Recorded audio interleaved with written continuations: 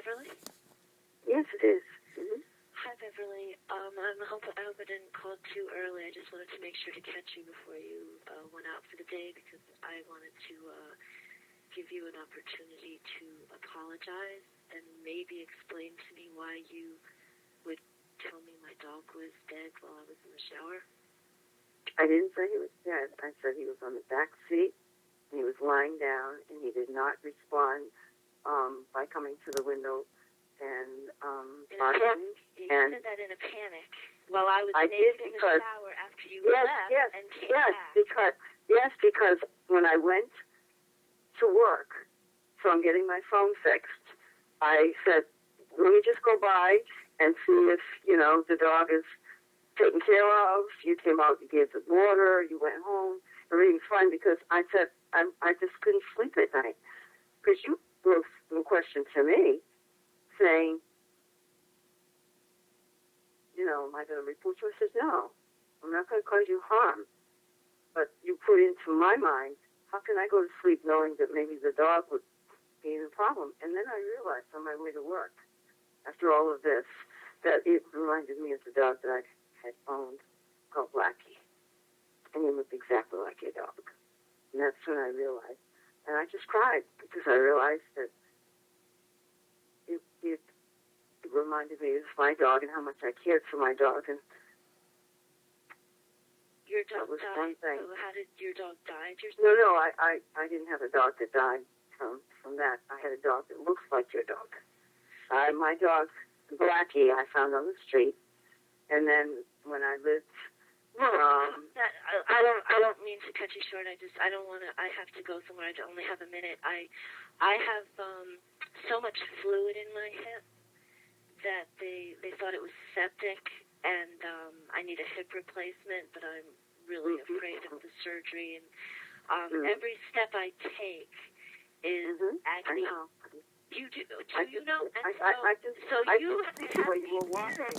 While I was in the shower. To try to run to my dog. I was panicked. That my I was panicked. I did not know what your dog was doing, except he did not respond to me as he always did. Now, I figured it out. I talked to my people at work. How many times did you go up to my car? When I met you, okay, so my dog did not growl at me. And he didn't growl at me. But when I went around to the other side of the car, when I went into my car, and I saw that your window was open on that side, and I went, then he snarled at me because I could see he was being protective. He's a good guard dog. And I said, I'm glad for you that you have a good guard dog. Just back to the point. So it was a cloudy day. He was parked in the shade. I was going to be 45 minutes when I off. And I looked at my dog when I was leaving there, my it was apartment. sunny and it was hot. And when I came back, the whole time that I was up at the phone, it was sunny, it was hot. Every few minutes, making sure it was still cloudy. And then when I thought... I know. Leave. I know you're caring. Then why would you physically hurt me? I'm sorry. I couldn't walk for a couple of hours yesterday. I had to take pain meds that I haven't taken in months. All I know is that he came and he snarled at everybody else. He snarled at me, and when I came by, I did not park beside you. I did not park beside you. I parked just in the middle of the road, and I went over to the car, and I looked and I saw Joanne up smoking his cigarette at the top of the stairs, and I panicked, yes, and she can be my witness, that I stopped the car, I saw the water was still there, I didn't see the dog up and around, so he didn't come by as my car went by. So I just stopped my car right in the middle, and I got out and I saw him on the back seat. And when I met his head was laying down, and he did not snarl at me. He did not bark at me. So what am I doing? Because he's gone up to the car so many times, he knew who you were. Okay, he's 12 years old. I thought of that too. I also thought that I didn't park side by side parallel to you as my car had been before. I just stopped it in the middle. So maybe he didn't hear me, but all I know is that he snarled at me and everybody else, and he was so protective. Well, he just wanted to let's cut to the chase, and he didn't respond. If you saw a car with a dog in it that you knew had been in there now, not a half hour, not 45 minutes, it was getting to an hour. What would you think? If the dog did not... You told me that you paid attention because I said, are you going to call the authorities on me? See, now... You said it to me, and then that's outside when I stopped talking to you. When I was outside... Let me tell you why I said that to you. That would be what I... Please let me speak for a minute because you told me that you were alarmed because I said the sentence, are you going to call the authorities on me?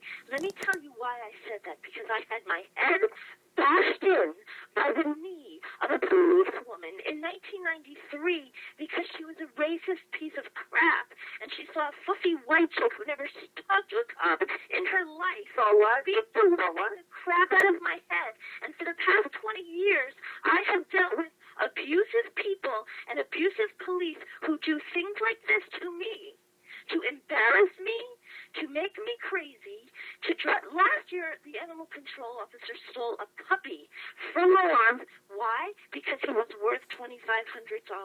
And you can speculate, you can talk to as many people as you want about what went on there. The fact is, he lied to me. Because I don't want to get into all these stories, but I am abused by people. And that's why I looked at you and I said, you're not one of these idiots who's going to put me through this crap again. My dog is the love of my life. When I left to go to the club, he looked at me like, please don't leave me here. I thought he looked bored. I looked at the sky. I checked the weather, which is how we met. Am I right? Is that not right? When you were walking towards your car next to my car, I said, is it going to rain? Is that how we met?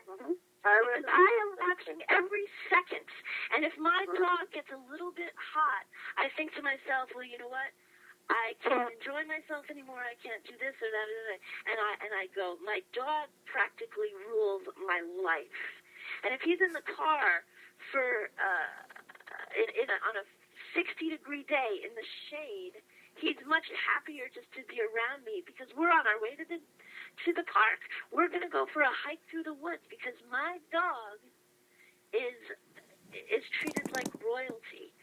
I can't even walk, but I will take him places where I can let him off the leash, where he can run a little bit and get lots of exercise. And every single day, I treat my dog like a king.